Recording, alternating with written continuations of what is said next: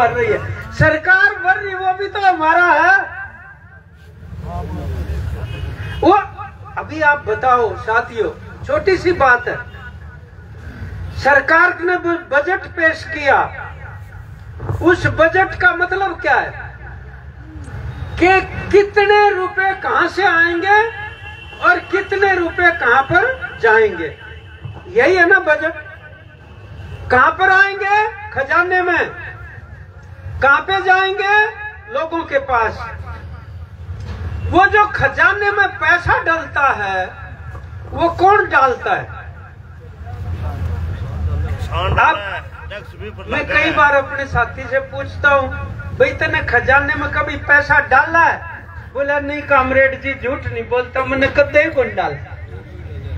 सवेरे सवेरे जब चाय बनती है घर में और वो बरोली में हाथ मारे, बरोली खाते हो गए, वो जो डोली, डोली में चाय की पत्ती निकालने के लिए हाथ मारा, खत्म। छोटे बच्चे को भेजेगी, जा बेटा तेरे दादा के लिए चाय बनानी है, 20 रुपए की चाय की पत्ती लेके आ। बच्चा लेके आ गया, कितने की लाया? 20 की।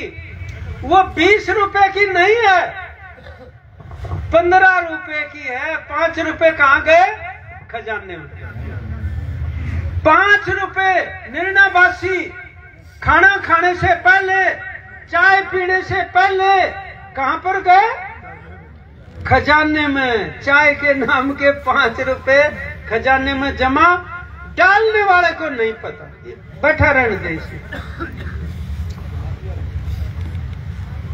5 रुपए खजाने में जमा।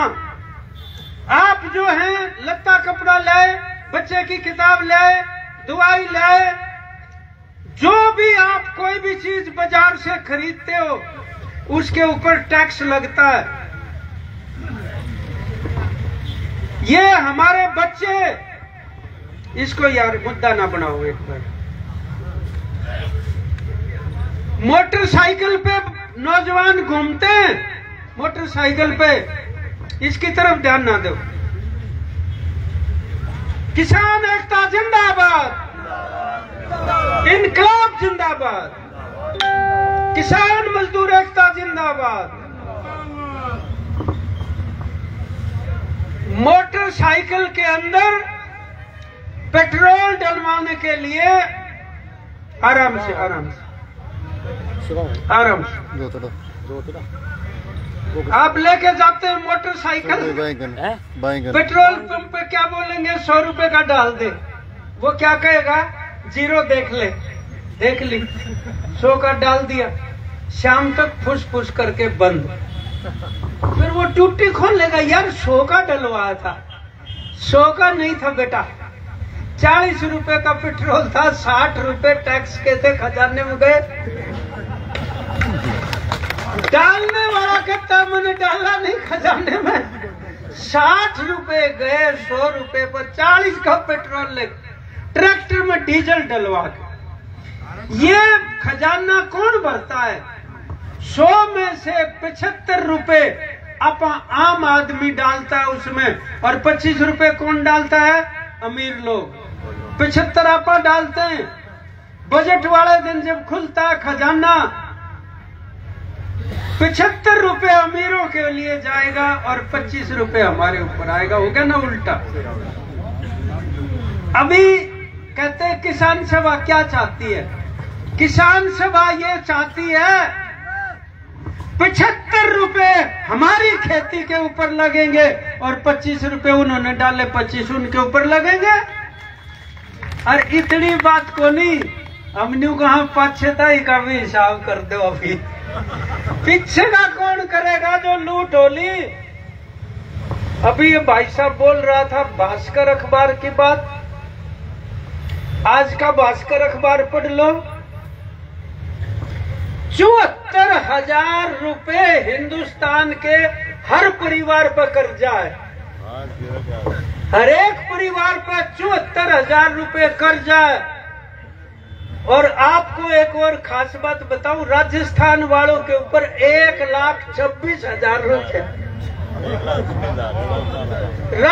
राजस्थान के हरेक परिवार पर 1,26,000 रुपए कर्जा कैसे चढ़ गया भाई? अब आप तो बैठे हो, आप फसल बेचते हो, हम कहते हैं न्यूनतम समर्थन मूल्य चाहिए। और कौन से वाला चाहिए? जितना खर्चा लगता है हमारा खेती करने में, उसमें 50 जोड़ दो। C2 किसने कहा? उसमें खेत का किराया भी जुड़ता है, मतलब खाद, तेल, पानी, परिवार का मजदूरी और बीज और दवाई, सारी चीज मिला के, और जमीन का रेट, वो किराया। किराया किसको कहते हैं? जब आप जमीन को ठेके पर देते हो तो अगला देता है ना ठेका, तो इसका मतलब वो भी तो खर्चा है, वो भी जोड़ो और उसमें 50% और जोड़ो। तब जाके डॉक्टर स्वामीनाथन ने ये कहा किसान की जान बच सके। अमीर नहीं होने वाला हो फिर भी उसकी जिंदगी बची। अस्पताल में जब मरीज की हालत खराब हो ना, उसका ऑक्सीजन ला दिया करें, देखा है ना, एक आड़ लग के उड़ा इस तरह। यह ऑक्सीजन है C2 + 50%, अपने को वो भी नहीं मिल रही। इसका मतलब क्या हुआ आप बता देना। अभी साथी मूंगफली की बात कर रहा था, यहाँ मूंगफली किस भाव से आपने की थी ना मूंगफली किस भाव से बिक रही है, इस भाई ने बताया था भाव है ही नहीं। जो उनकी जेब में पैसे डाल देगा उसका भाव लगेगा, बाकी का नहीं लगेगा। लेकिन दुकान पर जाकर मूंगफली खरीद लो, रेट का पता चल जाएगा। हमारा हिमाचल प्रदेश का किसान उससे 50 रुपए किलो सेब खरीदते हैं अडानियर, 50 रुपए किलो। और दिल्ली में और जयपुर में और बॉम्बे में जाके 300 रुपए किलो बिकता है वही सेब, 50 रुपए का खरीदा हुआ। ये लूट कहां जा रही है? जो खरीद रहा है अडानी खरीद रहा है। आपने देखा होगा सिरसम के तेल की बोतल पे फॉर्चून लिखा हुआ, फॉर्चून वो अडानी की है। चावल की थैली में फॉर्चून लिख रखा होगा। हम जब जीरी बेचने गए, आपके यहाँ भी जीरी कहते हैं क्या धान को? जी धान, धान वो जीरा नहीं, चावल वो यहाँ नहीं होता, हम उसको जीरी बोल देते, धान बोलते। वो 22 रुपए किलो हम बेचते हैं और उसको 100 रुपए किलो दुकान पे मिलता चावल। हमने जो बेचा वो धान था, चावल बनाने में क्या लगा? छिलका उतर गया और तो कुछ नहीं हुआ।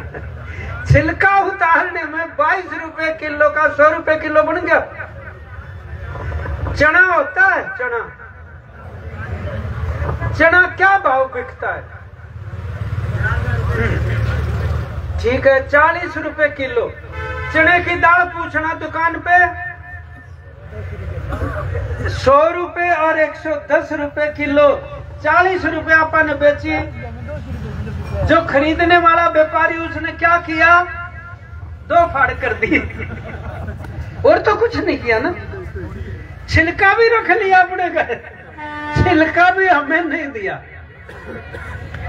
2 फाड़ कर दी चने की, 100 रुपए किलो कर दिया। कहां गया मुनाफा? उस बड़ी कंपनी के पास मुनाफा चला गया। अपनी लड़ाई ये है कि हमारे ऊपर जो कर्जा है 1,26,000 रुपए एक परिवार पे, राजस्थान के, अपन वो कर्जा नहीं ले रखा। हमारे ऊपर इसलिए चढ़ गया क्योंकि हमें हमारी फसलों का रेट नहीं मिला, इसलिए चढ़ गया ये। वो हमारा पैसा सरकार ने लूट लिया। और ऊपर से क्या करते हैं, हम देखो तुम्हें सस्ता खाद देते हैं, सस्ता बीज देते हैं, सस्ती बिजली देते हैं। आपको एक कहानी सुनाऊं छोटी सी। उस कहानी के बाद एक सवाल पूछूंगा, ध्यान रखना, सवाल पूछूंगा। कहानी ये है कि एक आदमी ना बस में चढ़ा, कंडक्टर बोला टिकट ले ले भाई। उसने जेब में हाथ दिया, हाथ नीचे निकल गया। बोले मेरी तो जेब कट गई। बोले कट गई होगी, मेरे को नहीं पता, टिकट तो लेनी पड़ेगी। बोला मैं टिकट कहां से लूं, तेरी बस में ही तो जेब कटी है। बोला मेरे को नहीं पता, टिकट लेनी पड़ेगी। कंडक्टर से झगड़ा हो गया, कंडक्टर ने सीटी मार दी। सवारी बोली क्या हो गया भाई? बोला ये टिकट नहीं लेता। वो बोला मैं टिकट कहां से लूं, जेब कट गई मेरी। बोले यार हमें तो अपने घर जाना, देर हो रही है बहुत। सारी सवारी बोली। एक आदमी बस में खड़ा हो गया, बोला भाई इसकी टिकट कितने रुपए की है? वो बोला 40 रुपए की। बोला ये पकड़ 40 रुपए भाई, इसकी टिकट बना दे। अब मैं आपसे वो सवाल पूछता हूँ, वो आदमी कौन था जिसने 40 रुपए दिए? जेब कतरा था। लोग बोले बहुत धर्मात्मा आदमी भाई।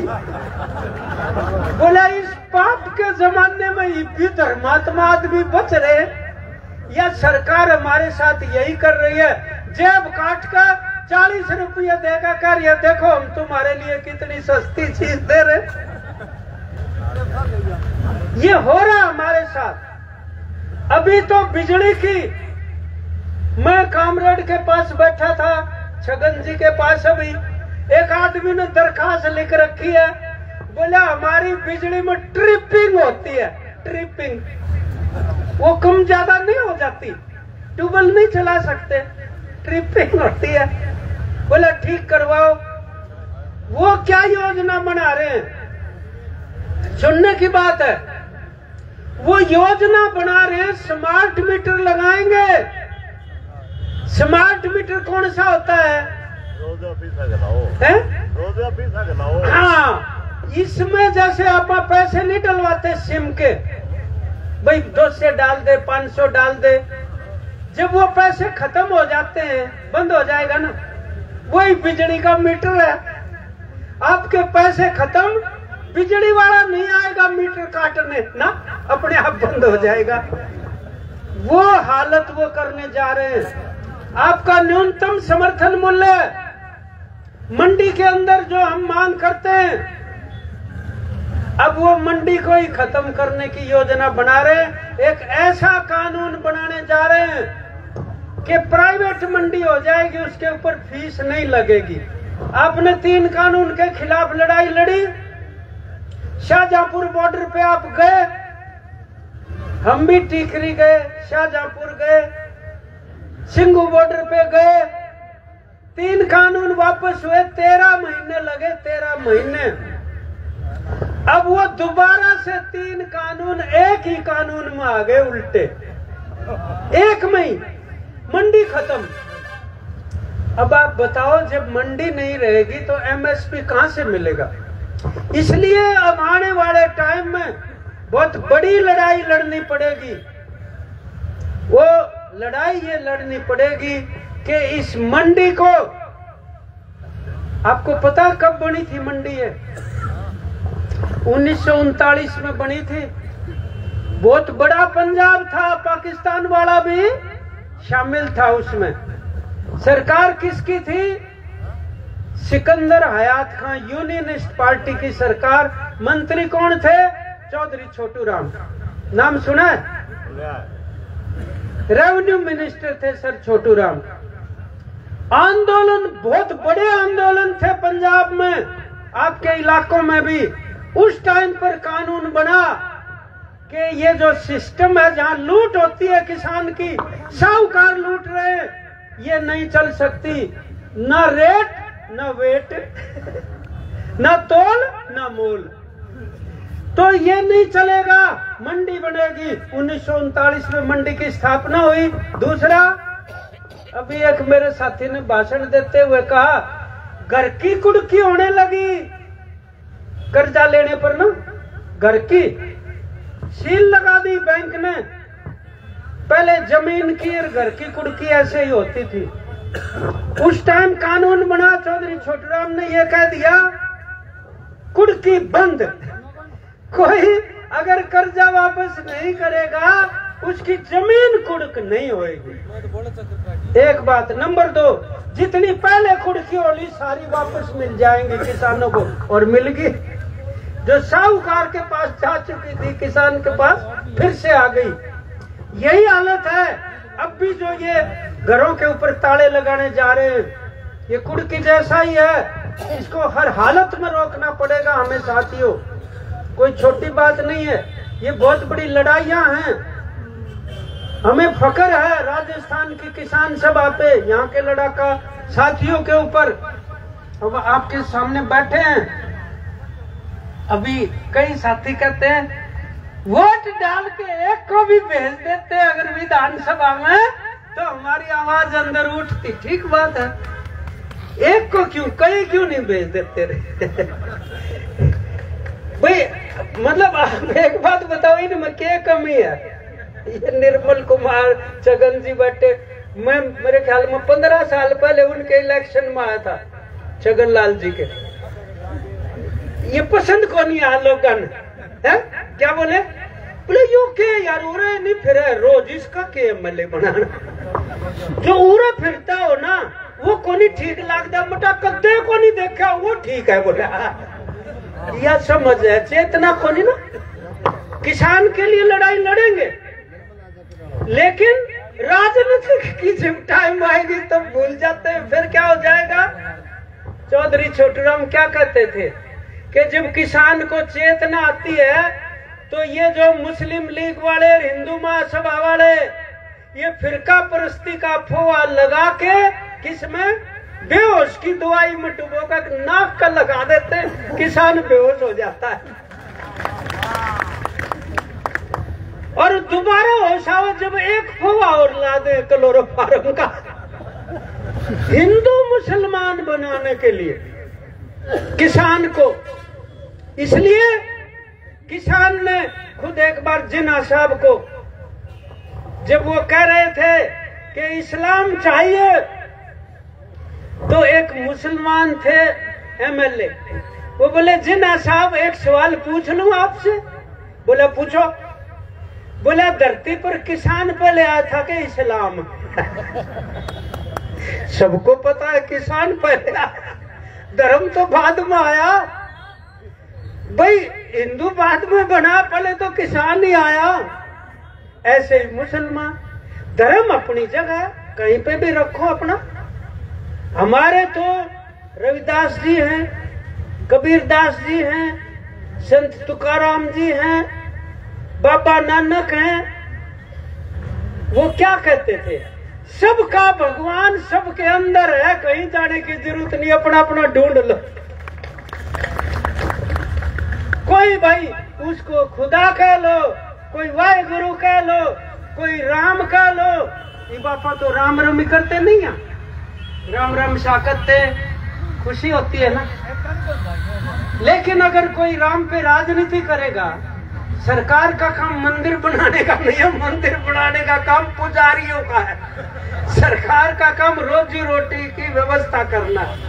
तो ये सरकार कारपोरेट लूट करने के लिए हमारी फसलों की, हमारी रोजी रोटी की, हमारी आजीविका की हमें बांटती है हिंदू मुस्लिम में। ये खतरे हैं। और एक भाई यहाँ भाषण देते हुए कह रहा था, बोला इनको शर्म नहीं आती। मैंने कहा क्या शर्म की बात कर रहे हो यार? कहते पुराने जमाने में राजा न्याय करता था, एक आदमी पेश कर दिया राजा के आगे, बोला जी इसने बड़ा गलत काम कर दिया। राजा उसको बोला अरे यार तू मुंह दिखाने लायक नहीं। वो आदमी अपने घर में घुस गया, कदे बाहर कौन लिखड़ा मुंह दिखाने खातर। दूसरा पेश करा राजा के सामने, बोला जी इसने ये कसूर किया, बहुत बड़ा कसूर कर दिया। राजा उस आदमी तक बोला डूब के मर जाए यार तू। वो डूब के मर गया। कुएं में जाके छलांग मार दी। एक तीसरा और आया, ये बीजेपी वाला जिसा था वो, उसका ही बोला राजा, बोला ये राजा बहुत खराब काम कर दिया, ऐसा ऐसा। राजा बोले बड़ी माड़ी बात करी यार, बोले इसका काला मुंह करके गधे पर बिठाकर नगरी में घुमाओ। वो घुमाते रहे, उनकी खुद की गली आ गई जिसमें उनका घर था, खुद का घर, उसकी घराड़ी खड़ी थी घर का आगे। बोला पानी गर्म कर ले, नहाऊंगा, 2 गली और रह रही है। ये तो वह है। और हमारा साथी करा शर्म को नहीं आंदी, शर्म वाले को नहीं है, पता नहीं क्या ने बेच दे ये। तो इनके हाथा में राज आ रहे है भाई। इसका इलाज के जो भी बता रहे थे, इतनी बड़ी किसान सभा छोटी बात नहीं है। ये जो लोग बैठे हैं, ये बहुत बड़ी ताकत है। अगर ताकत नहीं होती तो वो साथी कह रहा था, बोलो सरकार झुक जाती, हमें अंदर नहीं जाना पड़ता, सरकार यही आ जाती। ये 15-20 मिनट पहले आड़े जो आ रहे थे वो सरकार थी क्या थी? आया कि नहीं? आपकी ताकत है ये, सरकार आपके सामने आ गई। और यहाँ आके इनके सामने हाथ जोड़ रहे थे ना, हाथ जोड़ के क्या बोले, बातचीत करने आ जाओ जी। ये ताकत है। गांव गांव में इकाई बने, नहीं तो इतना बड़ा पेड़ अगर उसकी जड़ गहरी नहीं होगी तो आंधी का मुकाबला नहीं कर पाएगा। गहरी जड़ जब होंगी, जब हर गांव में किसान सभा की कमेटी बन जाएगी। और ये बात हम कोई ऐसा नहीं कहते, हम तो आपसे सीखने के लिए आते हैं। किसान सभा का इतिहास है, शानदार संघर्षों का फक्र करते हैं। रजवाड़ा शाही के खिलाफ आपने बहुत बड़ी बड़ी लड़ाइयां लड़ी हैं, और आज अपनी नस्ल और फसल और खेती और आजीविका, और जो मैंने थोड़ी देर पहले कहा, वो जो हवाई जहाज उतरा था, हमारे बच्चों को हथकड़ियां और बेड़ियां लगा के सारे देश का शर्म से सिर झुक गया। मोदी का कौन नहीं झुका सिर? क्या बोला? बोला घुसपैठियों के साथ तो ऐसे ही होता है। घुसपैठिए थे वो, कौन सी अदालत ने कहा घुसपैठिए थे? अगर वो घुसपैठिए थे तो जो आज अमेरिका में राज कर रहे हैं ना, वो भी घुसपैठिए, वो यहाँ के नहीं है।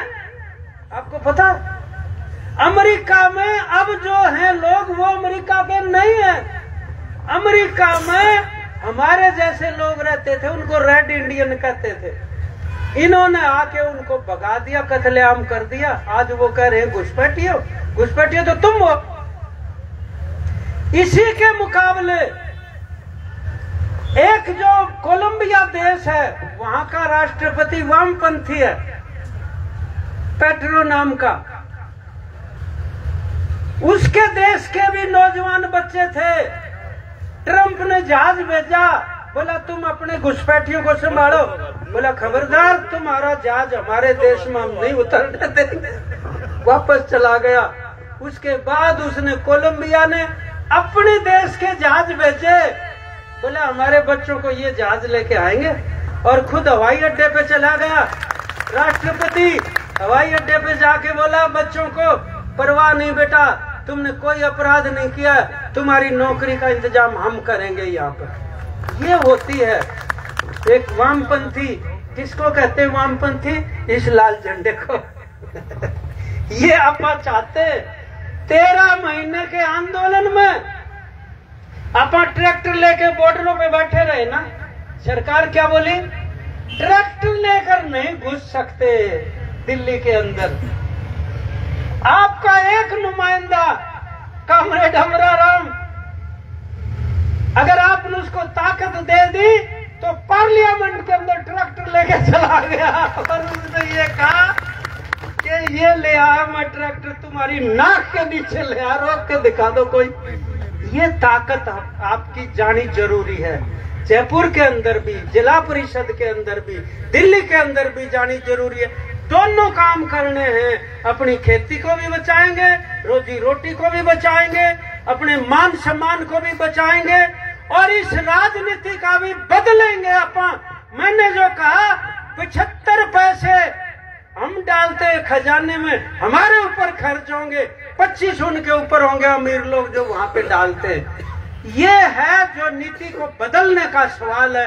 किसान सभा ये चाहती है और इससे आगे की भी बात चाहते हैं। अपन तो ये चाहते हैं किसान मजदूरों का राज होना चाहिए, जिसको समाजवाद कहते हैं। ये जो नारा इनकलाब जिंदाबाद का जो लगाते हैं ना, इसका मतलब समझना चाहिए। हजरत मोहानी थे हमारे स्वतंत्रता सेनानी, उन्होंने नारा बनाया था इनकलाब जिंदाबाद का। उसका क्या मतलब है? उसका मतलब ये है ऊपर वाले नीचे और नीचे वाले ऊपर, वो है इनकलाब। तो ऊपर है कारपोरेट, नीचे है मेहनत का श्लोक। करोड़ों करोड़ किसान मजदूर वो बैठेंगे बाहर, वो आएंगे नीचे। इनकलाब ये है, उसकी तरफ अपन इसको लेकर जाएंगे। साथियों, आपने बहुत अच्छी अपनी एकता का प्रदर्शन किया है और ये जो नीति है, जो नाम जिस पर प्राइम मिनिस्टर का है, अडानी की नीति है, इसको बदलेंगे। और जैसे 800 करोड़ रुपए आपने जो उन्होंने निकल रखे थे हमारे, आपने उगलवा लिए। आगे भी बचे हुए के पाई पाई उगलवा के रहेंगे। साथियों, इन्हीं शब्दों के साथ एक बार फिर मैं अखिल भारतीय किसान सभा की केंद्रीय कमेटी और हमारे नेताओं की तरफ से आपको लाल सलाम करते हुए अपनी बात समाप्त करता हूँ। इनकलाब जिंदाबाद। किसान एकता, किसान एकता जिंदाबाद। बहुत बहुत धन्यवाद कॉमरेड इंद्रजीत सिंह जी, जो कि हमारे किसान सभा के राष्ट्रीय उपाध्यक्ष हैं। आपने बहुत ही अच्छे विचार रखे और कार्यक्रम को आगे बढ़ाते हुए हमारे जो प्रतिनिधि मंडल वार्ता के लिए गए हुए थे उनके बारे में और इस आंदोलन के आगामी रूपरेखा के बारे में आप सबके सामने आप सबको संबोधित करेंगे जिले के नेता, किसान के सच्चे हितैषी कॉमरेड निर्मल कुमार। जोरदार तालियों से उनका अभिवादन करें।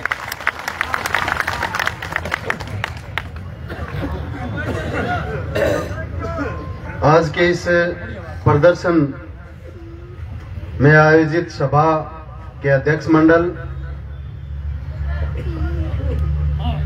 किसान सभा के राष्ट्रीय उपाध्यक्ष हरियाणा से हमारे बीच में पहुंचे कॉमरेड इंद्रजीत सिंह, साथी दिनेश सिवाच, हमारे राज्य महामंत्री छगनजी चौधरी, किसान सभा के जिलाध्यक्ष इंद्राज सिंह जी, जिला मंत्री कॉमरेड उमराव सिंह, राज्य कमेटी के सदस्य साथी सुनील पूनिया, किसान सभा और तमाम जन संगठनों के हमारे नेतागण, गांव-गांव ढाणी ढाणी से पधारे हुए किसान साथियों, सबसे पहले तो मैं आप तमाम उन नौजवान साथियों को हम धन्यवाद देना चाहेंगे जिन्होंने आज की सभा को सोशल मीडिया के माध्यम से आम जनता तक, किसानों तक पहुंचाया। इस कार्यक्रम को लेकर हमारे साथी चाहे छगन जी हो चाहे निर्मल कुमार हो, हम गांव-गांव में तैयारी के लिए नहीं जा पाए। हमारे दूसरे साथी गांव-गांव में गए, समाचार दिया, लेकिन सोशल मीडिया की ताकत की बदौलत सिर्फ इतना ही नहीं है कि आज आप लोग इस आंदोलन में शरीक हुए, आपके प्रचार प्रसार के हर उस पोस्ट को इस कलेक्ट्री के अंदर बैठे पुलिस प्रशासन ने, सरकार ने, प्रशासन ने भी देखा और इतने चिंतित हुए। साथी इंद्रजीत सिंह जी ने बता दिया कि 2-2 एसडीएम, 2-2 डिप्टी थानेदारों तो थे, महिला पास झुक गए, कौन देखियो राड़ पड़े कितना है नावड़े ही कोनी। ये आपके सोशल मीडिया पर इस आंदोलन की आपने जो सकारात्मक संदेश के रूप में इसकी पब्लिसिटी की, उसी का परिणाम है कि पिछले 2 दिनों से कलेक्ट्रेट का सभागार, हमारे साथ बैठ करके जिले के आला अफसर, कोई बीकानेर से आ रहा है, कोई जयपुर से आया है, हर महकमे के हमारे साथ बातचीत कर रहे हैं। ये वार्ता आज ही नहीं हुई है, हमें कल भी बुलाया गया था। कलेक्टर थे, सारे एसडीएम थे, बिजली निगम के दो एससी, प्रसारण और वितरण के अलग अलग एक्शन भी थे, आईजीएनपी के, बीमा कंपनी वाले सारे अधिकारी, कृषि विभाग वाले सारे अधिकारी, बैंकों के सारे अधिकारी। कल 2 घंटे बातचीत वार्ता चली, उन्होंने अपना पक्ष रखा, हमने अपना पक्ष रखा। आज दोबारा वार्ता हुई है। कई बेली है जिका लिखे कि फसल बीमा को धरनो है, बीमा चालनो है, जो के बोले पहले के धरनो दियो, वो बीमो ही को आयो नहीं। बात तो सच्ची है, वो बीमो को नहीं आयो, लेकिन पहले के हम पर धरनो दियो, जब उरे बैठे बैठे 2 बीमा अपने खाता में आ गया। कौन सा? सावनी 2022 और रबी 2022-23। कौन सी तारीख में आया? सावनी 2022 का आया 8 अगस्त 2023 को, और रबी 2022-23 का आया 8 सितंबर 2023 को। के बात का बोले के ब्रो की देते हैं तो ठंडा मीठा हो जा, लेकिन हमने सावनी 2021 का जिक्र नहीं छोड़ा। हमने कहा सावनी 2021 की क्रॉप कटिंग रिपोर्ट को लागू करवाएंगे। आज अपने पूरे आने को समाचार है नहीं, ये गैलरी सावनी को अब जिकी हम पर 2 महीना 3 महीना पहले लावणी करके नक्की करे बने, जिकी मूंगफली हम पर भी तुलान लाग रहा कांटे पर, जिका मूंग ने भी हम पर तुलान लाग रहा। रात बंगो क्लेम को मैसेज पोर्टल पर डालना शुरू कर दियो। रात की बात आई है, ये अलग बात है कि हमारा क्लेम नहीं बन रहा। हमारे फसलें अच्छी थी, सारे इलाके में नहीं थी, लेकिन लगभग इलाके में फसल अच्छी थी। हमें क्लेम बहुत कम इलाकों में मिलेगा, लेकिन रात को 2021 का देने की बात अभी नहीं कर रहे हैं, लेकिन 2024 केवरों के किए जे कलेक्ट्री आगे जे कम संख्या हो जाए तो। लेकिन मैं आपके दृढ़ संकल्प को, आपके उस विश्वास को जो आपने इस लाल झंडे के प्रति जाहिर किया है, उसको सलाम करता हूं, और ये सरकारों को आह्वान करता हूं कि 2017 से लेकर अब तक का जितना हमारा बकाया है उसका पाई पाई हिसाब लगा करके लेंगे। जैसे कितना ठंडा ठंडा दे लीजिए नहीं। रबी 2021 के लिए पहले बेईमानों ने कहा क्रॉप कटिंग रिपोर्ट नहीं देंगे। हम आज क्या है कलेक्टर को, आप नए हो, पुराने वाले से पूछ लेना। 58 घंटा चक्का जाम के बाद उस समय की सरकार ने घुटने टेक करके क्रॉप कटिंग रिपोर्ट दी थी, उसी तरीके से क्रॉप कटिंग रिपोर्ट को आपके पिछले कलेक्टर ने मान्य करके राजस्थान सरकार को भेज दिया है। आज से 15-20 दिन पहले जब सितंबर के महीने में राजस्थान सरकार ने हमारे आधे से ज्यादा जो 181 पटवार हल्के थे उनकी रिपोर्ट को मानकर कुछ तकनीकी कारणों से कुछ पटवार हल्कों की रिपोर्ट को भारत सरकार को रेफर किया था कि इनके बारे में आप मार्गदर्शन करें। आज 15 दिन पहले भारत सरकार ने वापस राजस्थान सरकार को वो फाइल भेज दी कि इसके बारे में अंतिम निर्णय आपको ही करना है। 2022 का हमारे सिद्धमुख, राजगढ़, चूरू और सरदार सर 109 पटवार हल्कों के ऊपर बीमा कंपनी की आपत्ति थी। यहां जो पहले कलेक्टर थे उन्होंने सारी आपत्तियों को, एक एक आपत्ति को जांच करने के बाद कृषि विभाग और रेवेन्यू विभाग के अधिकारियों से जांच करवाने के बाद सारी आपत्तियां खारिज कर दी।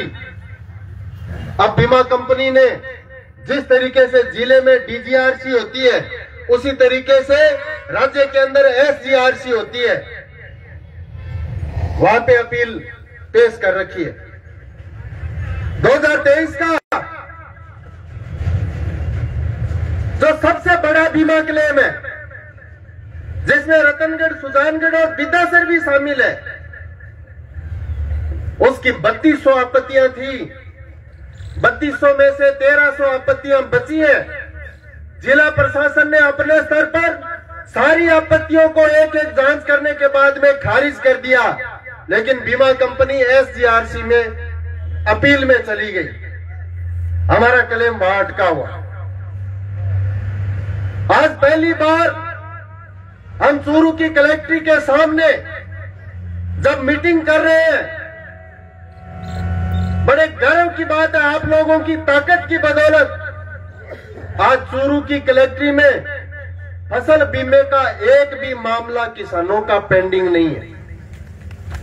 एक भी मामला। अब पेंडिंग कट है एसजीआरसी जयपुर में। हमने कलेक्टर को कहा, कल भी कहा था कि एसजीआरसी को कहो वो मीटिंग बुलाए और फैसला करे। आज कलेक्टर ने कहा है कि मेरी बात हुई है, अभी कोई पहले से मीटिंग है हनुमानगढ़ और गंगानगर की तय 24 और 28 तारीख के बीच में जयपुर में चूरू जिले की आपत्तियों को लेकर एसजीआरसी की मीटिंग होगी और आपका फैसला कर दिया जाएगा। हम कलेक्टर को यह भी कह के आए, आज हम बड़े शालीन तरीके से आए और आज शालीन तरीके से चले जाएंगे। ठेक जी की देर में को नहीं कि ठेक है बीमे के बारे में जानो बहुत हो थे, शाना बहुत हो थे, पड्डेड़ा बहुत हो, माने भोड़ा बनता ही देर को लगे नहीं। अब भोड़ा बने 2013 में, जब तारानगर के अंदर गहलोत साहब की राजस्थान में सरकार थी। सरकार ने कहा कि कोऑपरेटिव और बैंकों में 2 जगह बीमा करवा लिया आपने, 2 जगह बीमा नहीं मिलेगा। तारानगर के लोग यहां बैठे, याद है, बोले 2 जगह बीमा को नहीं मिले। अब 15 दिन तानी धरनो दियो और रात को शाम को इस समय एक इशारे से सारे के सारे तहसील कार्यालय के अंदर घुस गए।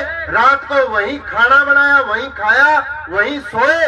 रात के 12 बजे पेमाराम जी हमारे बीच में उस समय पड़ाव में थे। अशोक गहलोत का फोन आया कि पेमाराम जी शांति बनाए रखना, बाकी मैं जानू। रात को डीबी गुप्ता दिल्ली गए। अगले दिन दोपहर 2 बजे इसी कलेक्ट्री में बैठते थे, ओम प्रकाश पासवान एसपी थे, वो लेटर लेके आ गए कि आपके 19 करोड़ को राजस्थान सरकार ने मान लिया है। तो मेरा कहना मतलब वो है कि भोले बनने में जी तो मज्जो आ, भी तो शाने बनने में आवे बोली है।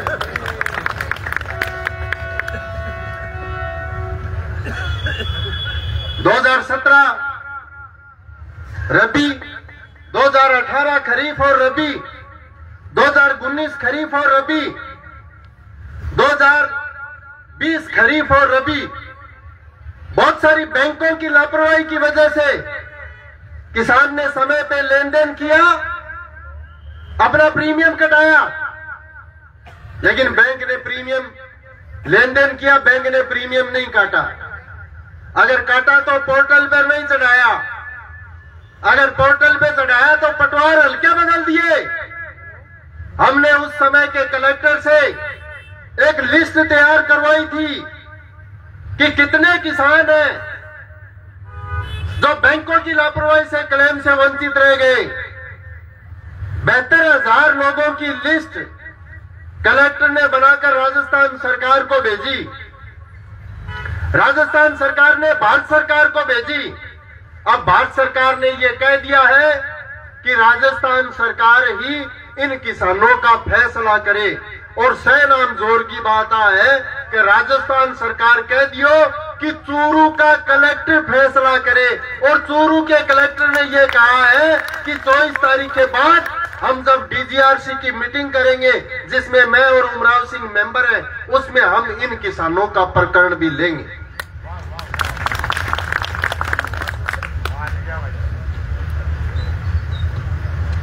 एक सबसे बड़ा जो सवाल है वो सवाल है रिजेक्ट पॉलिसियों का।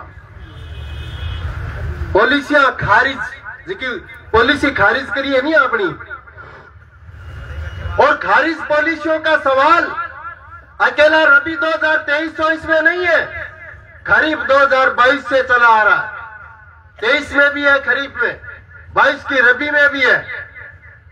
कलेक्टर ने आज की मीटिंग में यह तय किया है, हमने कहा इस बात को, हमने पहले भी मीटिंग में कहा, बीमा कंपनी कौन होती है पॉलिसियों को रिजेक्ट करने वाली? वो रिजेक्ट कब करते हैं? जहां बीमा बनता है, जब बीमा नहीं बनता वह रिजेक्ट नहीं करते। वो क्रॉप मिसमैच, बोले साहब क्रॉप मिसमैच को मतलब वो है, बोले साहब प्रीमियम तो कटा रखे, मूंग और बीज रखे है मोट, एक आपत्ति कर रखी है कि साहब प्रीमियम कटा रखे और खेत हथेली वर्गो पड़ियो बाइड हुई बनी। हमें बैंक का मैनेजर एक फॉर्म देता है कि तूने कितने बीघे में कितनी फसल बीज रखी है, वो ये नहीं देता कि किस खसरे में कौन सी फसल बीज रखी है। आप इस तरीके से इतनी टेक्नोलॉजी अगर खेतों में लगाओगे, अपन बोड़ा बर्तन धर्मा ही संको को आवे नहीं। मैं 2017 में बोला बनया तारानगर में 54 दिन धरनो दियो, 54 दिन, और 54 दिन धरनो देने के बाद कलेक्ट्री पर भी चलो, तारानगर में चलो, राजगढ़ में चलो, सरदार सर में भी धरनो चलो, और इतारा सी वो टेम हो कि खंचा ताण हो की लेवा दे हुई कि मुगदो मागदमा जरूर लगा, लेकिन चौथा दिन गहनो तो बुला लियो। और डीबी गुप्ता उस समय जो कमिश्नर थे, उन्होंने कहा थार लो बीमो तो तैयारी पड़ी, वो टकरियो कटा हो गए, मन तो बेरो ही अब पड़ी है, वो थाने बेरो पड़े बोला बनया, तो आपने घना शाणा बनदारी भी है नहीं बा, अड़बी कठी है को नहीं नागड़े लिखेड़ी, अब बोला बनेंगे पिता लिया।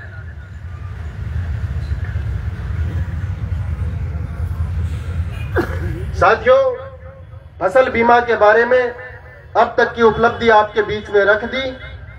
24 तारीख के बाद जब भी डीजीआरसी की मीटिंग होगी उसमें हम रहेंगे, और एसजीआरसी की मीटिंग की तारीख जब मिल जाएगी तब हम उसके बारे में भी, उस मीटिंग में भी जाने का पूरा प्रयास करेंगे और आपकी बात रखेंगे। बिजली के बारे में साथी छगन जी विस्तार से बताएंगे। नहर को लेकर अभी जो पानी की जो समस्या, कोई भी जाएगा नहीं साथी, बैठो एक बार।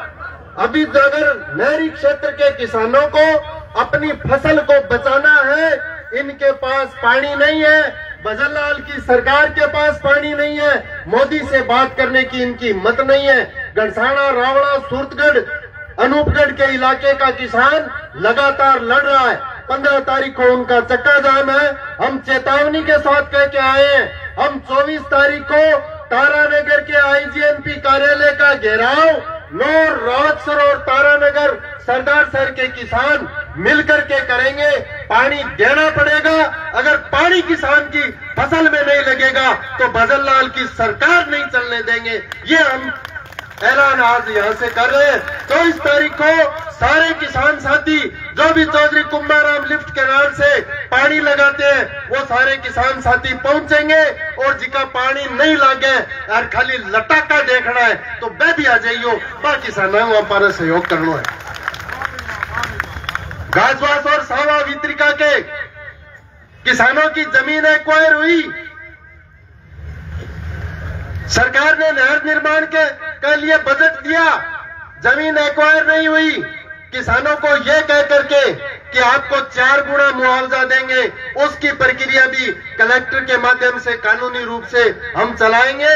सरकार ने बेईमानी करके हमें 3 गुना, 2.5 गुना और 3.5 गुना क्लेम देने का काम किया है, उसको 4 गुना करवाएंगे। इसके बारे में भी जल्दी आप सबको बुला करके जो प्रक्रिया करनी है वो हम करेंगे। यही कहते हुए आप सबका बहुत बहुत धन्यवाद। सारे साथी बैठे रहेंगे, निवेदन करूंगा छगन जी अपनी बात रखेंगे, साथी छगन चौधरी।